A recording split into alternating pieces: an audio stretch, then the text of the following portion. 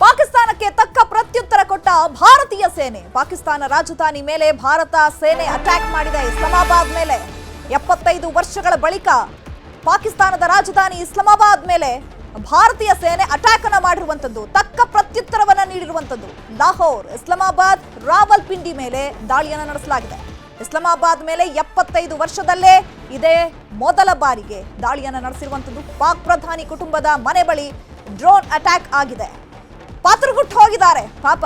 ಅಲ್ಲಿನ ಆಡಳಿತಾಧಿಕಾರಿ ಆಗಿರ್ಬೋದು, ಸೇನಾಧಿಕಾರಿಗಳು ಆಗಿರಬಹುದು, ಎಲ್ಲರೂ ಕೂಡ ಪಾತ್ರಗುಟ್ಟು ಹೋಗಿದ್ದಾರೆ. ನಾವೇನೋ ಲೆಕ್ಕಾಚಾರಗಳನ್ನ ಹಾಕೊಂಡು ಭಾರತದ ಮೇಲೆ ಅಟ್ಯಾಕ್ ಮಾಡಿದ್ವಿ, ಬಟ್ ಈಗ ಆ ಎಲ್ಲಾ ಲೆಕ್ಕಾಚಾರಗಳು ಕೂಡ ತಲೆ ಕೆಳಗಾಗಿ ನಿಂತಿರುವಂತದ್ದು. ಯಾಕಂದ್ರೆ ಭಾರತ ಈ ಬಾರಿಯೂ ಕೂಡ ಸುಮ್ಮನೆ ಇರುತ್ತೆ ಅಂತ ಹೇಳಿ ಪಾಕಿಸ್ತಾನ ಅಂದ್ಕೊಂಡಿತ್ತು. ಅದರಲ್ಲೂ ಕೂಡ ಬೊಬ್ಬೆ ಹೊಡೆದಿದ್ದು ಪಾಕಿಸ್ತಾನ. ಒಂದಷ್ಟು ಇಮೇಜ್ಗಳನ್ನ ಶೇರ್ ಮಾಡುವಂತದ್ದು ಅಥವಾ ವಿಡಿಯೋಗಳನ್ನ ಶೇರ್ ಮಾಡುವಂತದ್ದು. ಯಾವಾಗಲೂ ಕೂಡ ಒಂದು ಬಂಡವಾಳ ಇತ್ತು, ನಮ್ಮ ಹತ್ರ ಅಣ್ವಸ್ತ್ರ ಇದೆ, ನಾವು ಸುಮ್ಮನಿರಲ್ಲ, ನಾವು ಅದೇನು ಶೋ ಆಫ್ ಗಲ್ಲ ಇಟ್ಟಿರುವಂತದ್ದು, ಪ್ರದರ್ಶನಕ್ಕಲ್ಲ ಅನ್ನುವಂಥದ್ದನ್ನ ಹೇಳ್ತಾ ಇದ್ರಲ್ಲ, ಅದು ಭಾರತ ದಾಳಿ ಮಾಡುವಂಥದ್ದನ್ನ ನಿಲ್ಲಿಸ್ಲಿ ಅನ್ನುವಂಥ ಕಾರಣಕ್ಕೋಸ್ಕರ ಅಷ್ಟು ಈಸಿಯಾಗಿ ಅಣ್ವಸ್ತ್ರ ದಾಳಿಯನ್ನ ಮಾಡ್ಲಿಕ್ಕೆ ಆಗೋದಿಲ್ಲ. ಇಡೀ ವಿಶ್ವದ ಕೆಂಗಣ್ಣಿಗೆ ಗುರಿ ಆಗ್ಬೇಕಾಗತ್ತೆ. ಸೊ ಹೀಗಾಗಿ ಬೆದರಿಸುವಂತ ತಂತ್ರ, ಬಿಕಾಸ್ ಕೈಲಾಗದೋನು ಮೈ ಪರ್ಸ್ಕೊಳ್ತಾನೆ ಅಂತ ಹೇಳ್ತಾರಲ್ಲ, ಆ ರೀತಿಯಾದಂಥ ಮನಸ್ಥಿತಿ. ಆದ್ರೆ ಅವರ ಬಂಡ ಧೈರ್ಯ ಇದೆಯಲ್ಲ, ನಾವು ಭಾರತಕ್ಕೆ ಪ್ರತೀಕಾರವನ್ನ ತೀರಿಸ್ಕೊಳ್ಬೇಕು, ಇಲ್ಲ ಅಂದ್ರೆ ಅಲ್ಲಿ ಮಾಧ್ಯಮದ ಮುಂದೆ, ಅಲ್ಲಿನ ಜನರ ಮುಂದೆ ಜೋಕರ್ಗಳಾಗ್ತೀವಿ ಅನ್ನುವಂಥದ್ದು ಕೂಡ ಅವರಿಗೆ ಆಗ್ಬಿಟ್ಟಿದ್ದಾರೆ. ಆ ಜೋಕರ್ಗಳ ಆಗಿರೋದಕ್ಕೆ ನಾವು ಭಾರತಕ್ಕೆ ತಿರುಗೇಟನ್ನ ಕೊಡ್ತೀವಿ ಅಂತ ಹೇಳಿರುವಂತದ್ದು ಈಗಲೇ ಗೊತ್ತಾಗ್ತಾ ಇದೆ. ಪಾಕಿಸ್ತಾನ ಯಾವ ರೀತಿಯಾಗಿ ಭಾರತದ ನಾಗರಿಕರನ್ನೇ ಗುರಿಯಾಗಿಸಿ ಇಲ್ಲಿ ದಾಳಿಯನ್ನ ನಡೆಸ್ತಾ ಇದೆ ಅಂತ ಹೇಳುವಂತದ್ದು. ಅಲ್ಲ, ಅಲ್ಲಿ ಬೇರೆ ಆಪ್ಷನ್ ಇಲ್ಲ, ಬಿಕಾಸ್ ನಮ್ಮಲ್ಲಿ ಅವ್ರಗಳ ತರ ಉಗ್ರ ಶಿಬಿರಗಳಿಲ್ಲ. ಟಾರ್ಗೆಟ್ ಮಾಡಿ ದಾಳಿಯನ್ನ ಮಾಡಬೇಕು ಅಂದ್ರೆ ಒಂದು ಇಲ್ಲಿನ ಸಿವಿಲಿಯನ್ಸ್ ಮೇಲೆ, ಇಲ್ಲ ಅಂದ್ರೆ ಇಲ್ಲಿರುವಂತ ಮಿಲಿಟರಿ ಮೇಲೆ ಅಟ್ಯಾಕ್ ಮಾಡಬೇಕು. ಅದು ಎರಡೇ ಆಪ್ಷನ್ಸ್ ಇರುವಂತದ್ದು. ನಮಗಾದ್ರೆ ಅಟ್ಲೀಸ್ಟ್ ಅಲ್ಲಿ ಉಗ್ರ ನೆಲೆಗಳು ಇದ್ದಂತ ಕಾರಣಕ್ಕೋಸ್ಕರ ಸಿವಿಲಿಯನ್ಸ್ ಮತ್ತೆ ಅಲ್ಲಿ ಮಿಲಿಟರಿ ಪಡೆಗಳನ್ನ ಟಚ್ ಮಾಡ್ದಲ್ಲೇ ನಾವು ದಾಳಿಯನ್ನ ಮಾಡಿದ್ವಿ. ಇನ್ನ ಪಾಕಿಸ್ತಾನ ಅನ್ನೋ ಬದಲು ಅದಕ್ಕೆ ಟೆರರಿಸ್ತಾನ ಅಂತ ಹೇಳಿದ್ರೆ ಸರಿ ಆಗುತ್ತೆ. ಬಿಕಾಸ್ ಅಲ್ಲಿರುವಂತವ್ರು ಆಲ್ಮೋಸ್ಟ್ ಟೆರರಿಸ್ತಾನ ಅಂದ್ರೆ ಟೆರರ್ಗಳಿಗೆ ಸಪೋರ್ಟ್ ಅನ್ನ ಕೊಡ್ತಾ ಇರುವಂತ ಹಿನ್ನೆಲೆಯಲ್ಲೇ ಅವರ ದೇಶದ ಪರಿಸ್ಥಿತಿ ಇವತ್ತು ಆ ರೀತಿಯಾಗಿ ನಿರ್ಮಾಣ ಆಗಿರೋದು.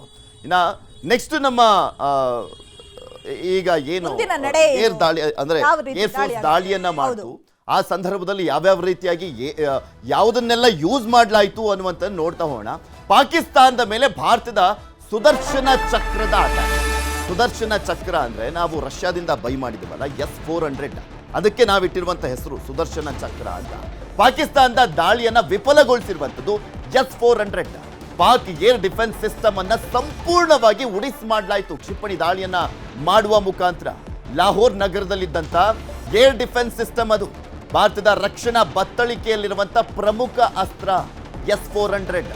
ಅದು ಎಷ್ಟು ಮಟ್ಟಿಗೆ ಭಾರತದ ಏರ್ ಫೋರ್ಸ್ಗೆ ಒಂದು ದೊಡ್ಡ ಕೊಡುಗೆಯನ್ನ ಕೊಡ್ತಾ ಇದೆ, ಒಂದು ಪವರ್ಫುಲ್ ಅಸ್ತ್ರ ಆಗಿದೆ. ಬ್ರಹ್ಮಾಸ್ತ್ರ ಅಂತ ಹೇಳಿದ್ರೆ ತಪ್ಪಾಗ್ಲಿಕ್ಕಿಲ್ಲ, ಅದನ್ನ ಬ್ರಹ್ಮಾಸ್ತ್ರ ಆಗಿದೆ ಅನ್ನುವಂಥದ್ದು ಈಗ ಗೊತ್ತಾಗ್ತಾ ಇದೆ ಮೊನ್ನೆಯಿಂದಲೂ ಕೂಡ. ಅಂದ್ರೆ ಆಪರೇಷನ್ ಸಿಂಧೂರ ಆದಾಗಿಂದಲೂ ಕೂಡ S-400 ವಿಶೇಷತೆ ಭಾರತದ ರಕ್ಷಣೆಗೆ S-400 ಮತ್ತು ಹಾರ್ಪಿ ಭಾರತದ ಸುದರ್ಶನ ಚಕ್ರ ಖ್ಯಾತಿಯ S-400 ಅನ್ನ ಬಳಸಲಾಗಿರುವಂಥದ್ದು ಆಪರೇಷನ್ ಸಿಂಧೂರದಿಂದ. S-400 ಏರ್ ಡಿಫೆನ್ಸ್ ಸಿಸ್ಟಮ್ ಅನ್ನ ಹೊಂದಿದೆ. 600 ಕಿಲೋಮೀಟರ್ ದೂರದ ಗುರಿಯನ್ನ ಪತ್ತೆ ಹಚ್ಚಿ ಟಾರ್ಗೆಟ್ ಅನ್ನ ರೀಚ್ ಮಾಡುತ್ತೆ. ಅದು ಏರ್ ಟು ಸರ್ಫೇಸ್ ದಾಳಿ ಮಾಡುವಂತ ಕ್ಷಿಪಣಿಗಳು, ಹಾಗೆ ಅಲ್ಲಿಂದ ಬರುವಂತ ಕ್ಷಿಪಣಿಗಳನ್ನ ನಿಯಂತ್ರಣ ಮಾಡುವಂಥದ್ದು ಇದು S-400. ಬರುವಂತ ಕ್ಷಿಪಣಿಗಳನ್ನ ಕಂಪ್ಲೀಟ್ ಆಗಿ ಡಿಸ್ಟ್ರಾಯ್ ಮಾಡುತ್ತೆ. ನಮ್ಮನ್ನ ಕಾಪಾಡ್ತಾ ಇರುವಂಥದ್ದು ಇದೆ S-400. ಅಲ್ಲಿರುವಂಥ HQ-9 ಚೀನಾ ಏನು ಕೊಟ್ಟಿತ್ತು, ನಮ್ಮಲ್ಲಿ ಈಗ ಹೋಗುವಂಥ ಕ್ಷಿಪಣಿಗಳನ್ನು ಏರ್ನಲ್ಲೇ ಅದನ್ನು ಬ್ಲಾಸ್ಟ್ ಮಾಡುವಂಥ ನಿಟ್ಟಿನಲ್ಲಿ ಅಲ್ಲೂ ಕೂಡ ಇದೆ, ಇಲ್ಲ ಅಂತಲ್ಲ. ಚೀನಾಯಿಂದ ಬೈ ಮಾಡಿದ್ದಾರೆ HQ-9 ಅನ್ನುವಂಥದ್ದು. ಅದು ಕಂಪ್ಲೀಟ್ ಆಗಿ ವಿಫಲ ಆಗಿದೆ. ಅವುಗಳನ್ನು ಕೂಡ ಹೊಡೆದಾಕಿದೆ ಭಾರತ. ಚೀನಾದಿಂದ ಬಂದಂತಹ ಒಂದು ಮೆಟೀರಿಯಲ್ಸ್ ಎಷ್ಟರ ಮಟ್ಟಿಗೆ ಅದರ ಟೆಕ್ನಾಲಜಿ ಇದೆ ಅನ್ನುವಂಥದ್ದಕ್ಕೂ ಕೂಡ ಒಂದು ಬೆಸ್ಟ್ ಎಕ್ಸಾಂಪಲ್. ವಾಯು ರಕ್ಷಣಾ ವ್ಯವಸ್ಥೆ ನಿಯೋಜನೆಯನ್ನ ಮಾಡಲಾಗಿದೆ. ಕಾಶ್ಮೀರ, ಪಂಜಾಬ್, ರಾಜಸ್ಥಾನ ಗಡಿಯಲ್ಲಿ ನಿಯೋಜನೆ ಮಾಡಲಾಗಿರುವಂಥದ್ದು. ಕಣ್ಗಾವಲು ಡ್ರೋನ್ ರೀತಿ ಇದನ್ನ ಬಳಕೆ ಮಾಡಲಾಗುತ್ತೆ. ಡ್ರೋನ್ ರೀತಿಯಲ್ಲಿ ಇದನ್ನ ಬಳಕೆ ಮಾಡಲಾಗುವಂಥದ್ದು. ಪಾಕಿಸ್ತಾನದಲ್ಲಂತೂ ಅಲ್ಲೋಲ ಕಲ್ಲೋಲ ಸೃಷ್ಟಿಯಾಗಿದೆ. ಅತ್ಯಾಧುನಿಕ ಡ್ರೋನ್ ವ್ಯವಸ್ಥೆಯ ಹಾರ್ಪಿಯನ್ನ ಕೂಡ ಯೂಸ್ ಮಾಡಲಾಗಿದೆ. ರಡಾರ್ ವ್ಯವಸ್ಥೆ ಮೇಲೆ ದಾಳಿಯನ್ನ ಮಾಡುತ್ತೆ ಅದು ಹಾರ್ಪಿ. ರಡಾರ್ ವ್ಯವಸ್ಥೆ ಇರುತ್ತಲ್ಲ ಪಾಕಿಸ್ತಾನದ್ದು, ಅದರ ಮೇಲೆ ದಾಳಿಯನ್ನು ಮಾಡುತ್ತೆ. ಕಣ್ಗಾವಲು ಡ್ರೋನ್ ರೀತಿ ಇದನ್ನ ಬಳಕೆ ಮಾಡಲಾಗುವಂಥದ್ದು. ಏನೇನೆಲ್ಲ ಅತ್ಯಾಧುನಿಕ ಶಸ್ತ್ರಾಸ್ತ್ರಗಳಾಗಿರ್ಬೋದು, ಏರ್ಕ್ರಾಫ್ಟ್ಗಳಾಗಿರ್ಬೋದು, ವೆಪನ್ಸ್ಗಳಾಗಿರ್ಬೋದು, ಯಾಕೆ ಇಷ್ಟು ದಿನ ಭಾರತ ತನ್ನ ಬಜೆಟ್ನಲ್ಲಿ ಬಹುಪಾಲನ್ನ ಇದಕ್ಕೂ ಕೂಡ ಕೊಡ್ತಾ ಇತ್ತು? ಲಕ್ಷ ಲಕ್ಷ ಕೋಟಿಯನ್ನ ಯಾಕೆ ಮೀಸಲಿಡ್ತಾ ಇದ್ರು? ಯಾಕೆ ಬೇರೆ ದೇಶಗಳಿಂದ ಖರೀದಿ ಮಾಡಲಾಗ್ತಾ ಇತ್ತು? ಇದಕ್ಕೆ ಈಗ ಸಿಗ್ತಾ ಇದೆ ನೋಡಿ ಉದಾಹರಣೆ. ಅದಕ್ಕೊಂದು ಸ್ಪಷ್ಟ ನಿದರ್ಶನ ಈಗ ಸಿಗ್ತಾ ಇದೆ. ಶತ್ರು ರಾಷ್ಟ್ರಗಳನ್ನ ಮಟ್ಟ ಹಾಕಬೇಕು ಅಂದ್ರೆ ಭಾರತ ಅಷ್ಟರ ಮಟ್ಟಿಗೆ ಸಮರ್ಥವಾಗಿರ್ಬೇಕಾಗಿತ್ತು. ಇದೆ ಈಗ ಸುಮ್ಮನೆ ಭಾರತ ಸುಮ್ಮನೆ ವಿಶ್ವಗುರು, ತುಂಬಾ ಸ್ಟ್ರಾಂಗ್ ಆಗಿದೆ, ಪ್ರಬಲ ದೇಶ, ಬರೀ ಎಕನಾಮಿಯಲ್ಲಿ ಮಾತ್ರ ಅಲ್ಲ, ಮಾತಿನಲ್ಲಿ ಮಾತ್ರ ಅಲ್ಲ, ರಕ್ಷಣೆಯಲ್ಲೂ ಕೂಡ ನಾವು ಪ್ರಬಲವಾಗಿದ್ದೇವೆ ಅನ್ನುವಂಥದ್ದನ್ನ ತೋರಿಸುವಂತ ಕೆಲಸವನ್ನ ಇಡೀ ವಿಶ್ವಕ್ಕೆ ಭಾರತ ಮಾಡ್ತಾ ಇದೆ. ನಿನ್ನೆ ಸೌದಿ ಅರೇಬಿಯಾದವರು ಹೋಗಿದ್ದಾರೆ ಅಲ್ಲಿಗೆ, ಪಾಕಿಸ್ತಾನಕ್ಕೆ. ಇವನ್ನ ಅಮೆರಿಕಾದಿಂದ ಕಾಲೋಗಿದೆ ಪಾಕಿಸ್ತಾನಕ್ಕೆ ಡಿ ಎಸ್ಕಲೇಟ್ ಮಾಡಲಿಕ್ಕೆ.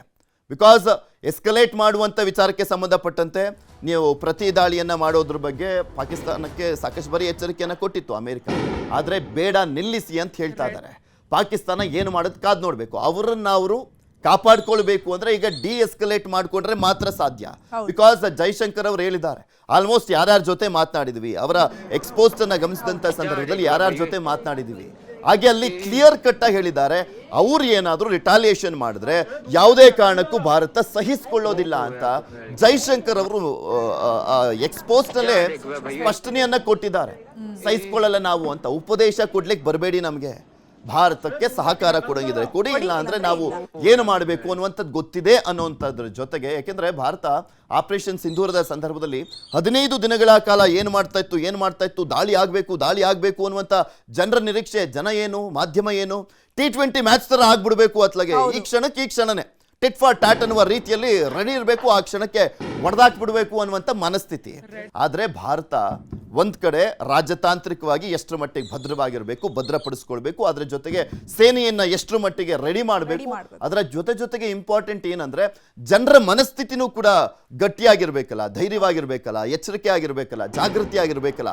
ಆ ಎಲ್ಲಾ ಕೆಲಸವನ್ನ ಮಾಡಿದ ಬಳಿಕ ಆಪರೇಷನ್ ಸಿಂಧೂರವನ್ನ ಮಾಡಿದ್ದು. ಬಿಕಾಸ್ ಆಪರೇಷನ್ ಸಿಂಧೂರಕ್ಕೂ ಮುಂಚೆ 110 ದೇಶಗಳ ಜೊತೆ ಭಾರತ ಮಾತುಕತೆಯನ್ನು ಮಾಡಿತ್ತು. ನಾವು ಯಾಕೆ ಸ್ಟ್ರೈಕ್ ಬ್ಯಾಕ್ ಮಾಡಬೇಕು ಪಾಕಿಸ್ತಾನಕ್ಕೆ, ಎಂತ ಒತ್ತಡ ಇದೆ, ಮತ್ತೆ ಯಾವ ರೀತಿಯ ಪಾಠವನ್ನ ಕಲಿಸಬೇಕು ಅನ್ನುವಂಥದ್ರ ಬಗ್ಗೆ 110 ದೇಶಗಳಿಗೂ ಕೂಡ ಕ್ಲಾರಿಟಿಯನ್ನ ಕೊಟ್ಟಿತ್ತು. ಆಮೇಲೆ ಈ ದಾಳಿ ಆದ್ಮೇಲೂ ಕೂಡ ಸುಮಾರು ಒಂದು 30 ದೇಶಗಳ ಜೊತೆ ಮಾತನಾಡಿ ಯಾಕೆ ಮಾಡಿದ್ವಿ, ಏನು ಮಾಡಿದ್ವಿ, ಮತ್ತೆ ನಾವು ಯಾರ ಮೇಲೆ ಅಟ್ಯಾಕ್ ಮಾಡಿದ್ವಿ ಅನ್ನುವಂಥದ್ರ ಬಗ್ಗೆನೂ ಕೂಡ ಸ್ಪಷ್ಟನೆಯನ್ನ ಕೊಡ್ತು ಭಾರತ.